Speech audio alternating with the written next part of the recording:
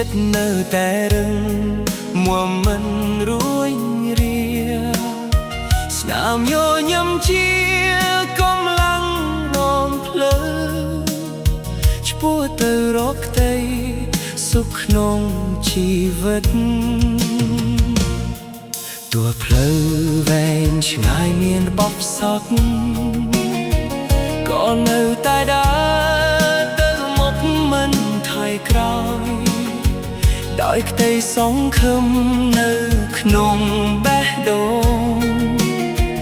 រងចាំថ្ងៃល្អមកដល់ជីវិតញើដៃស្រងរាល់ថ្ងៃលើការងារជាសក្ខីភាពនៃការតស៊ូពិត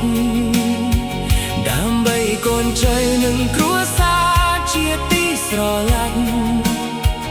ឲ្យរស់នៅបានសុខសាន្តគ្រប់ពេលវេលាបន្តជីវិតកម្មករមិនដែលបងក្តីស្រមៃខិតខំប្រឹងប្រែងទាំងកាយនិងចិត្ត